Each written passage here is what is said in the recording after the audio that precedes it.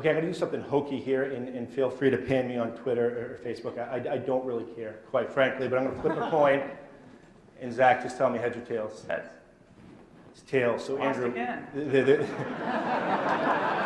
Andrew always seems to win. The mid works for us. Yeah, that's fair. Mass media. So Andrew, what I want to do now is hand you the moderator mic for this question, and I want you to ask the question you always wanted to ask Zach and find out about his operation, but didn't know. Here's your opportunity. Vanity metrics.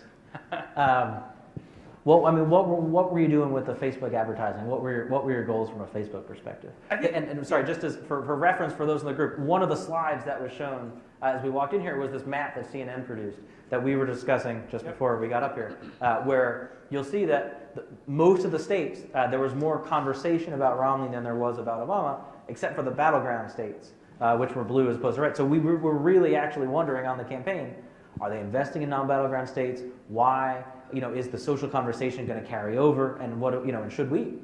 Well, I think one of the things that we looked at the Facebook environment.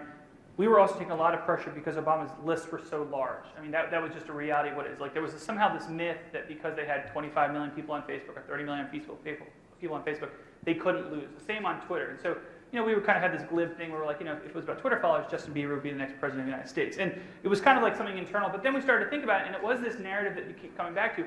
Having the largest list didn't make you the best digital team. And that's something that we kind of looked at again and again.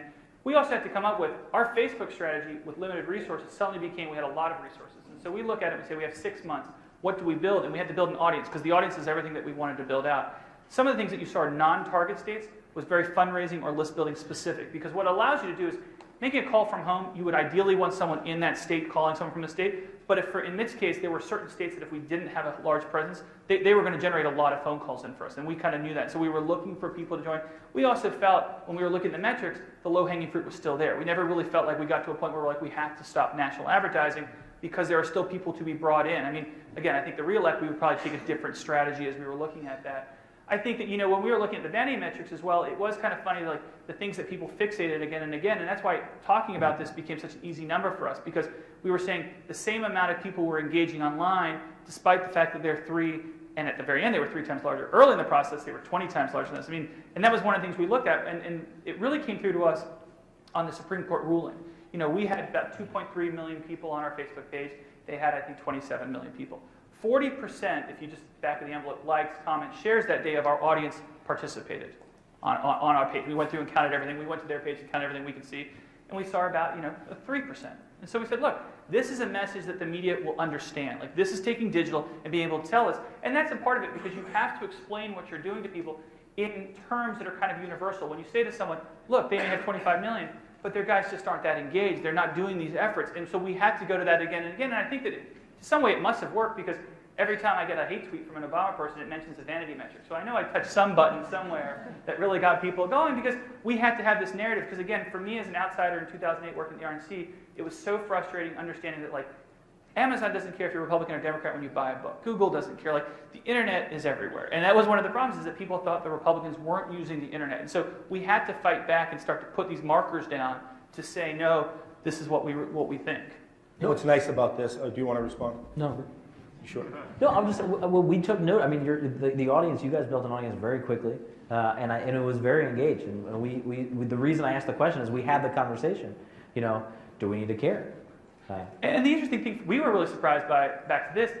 We built 2 audiences. We built Mitt Romney, but we did another 5 million people for Paul Ryan. We were surprised. Like it was like Joe Biden didn't exist. It was like the cousin in the corner. It was like they almost decided like one guy is running and the other guy is there. And that's the way we looked at it. We were like, why aren't they doing anything there? Like, we had more people talking about, Paul Ryan in a day than they would have in a month sometimes when it wasn't big. It got big at the end, and I don't say that. I understand what their brand is, and I know Michelle Obama was a huge brand as well. Like, trust me, we get all the points to it. But when we were putting it together, because that was one of the things about the map, if you actually map Mitt Romney and Paul Ryan together, it was in many days larger even in the battleground states than Obama. And we thought that was also something because we thought Paul Ryan, from a digital perspective, brought a different point of view and a different set of volunteers, and we would say different things to them. Well, given the fact that you lost the election in the coin toss, I'm not going to let you ask a question. Oh, that's fair.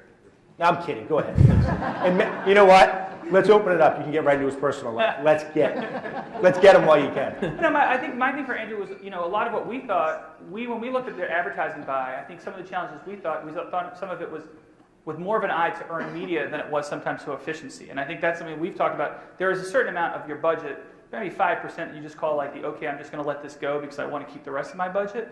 But when we looked at it, like sometimes when you did like state takeovers, like, even like, in the Cleveland Plain Dealer, I think it was, like the day of the early voting, which I thought was interesting, but it's funny because it was like, I saw you guys driving more reporters to talk about it because it was a national buy. You're buying instead of like geolocational, because everything we hear from Team Obama is like all about geolocational. If it doesn't matter in the state, it doesn't matter.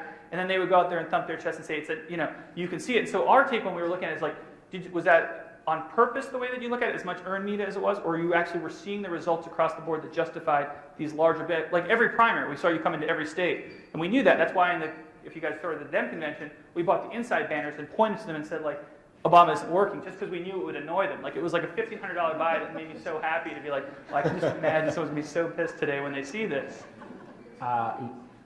Maybe. Yes. It's a good question. I mean, no question. When we bought the Des Moines Register on Iowa primary day, and some Manchester Union Leader, stuff like that. That was definitely for earned media. I've never gotten better earned media than what we got. You all somehow covered the Iowa thing. Like, that was really smart. And I think we got more play on that than and honestly, frankly, donations from it, because everyone went to the site to click from it, than I've ever seen from any kind of earned media buy. But I do think that stuff was just sort of throwaway. It was cheap. It was like $3,000 or something.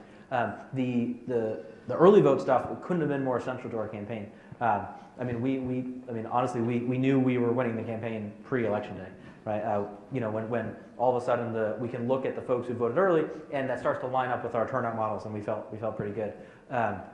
So we spent a large proportion of our actual budget on what I call like field support and mobilization, and much of it was driving to some metric. And so the takeovers did do that. They're expensive, but not that big a piece of stuff where we can actually find out, okay, we have to come up with some metric. So the challenge with early voting is that there's a lag in reporting between when somebody, same thing with absentee ballot, right? Where there's a lag between when the voter file says somebody voted and when they actually voted. So it's it takes a while to sort of see what your real ROI is. But we were actually able to drive a phenomenal number, early vote lookups, vote by mail applications, that sort of stuff through digital target advertising.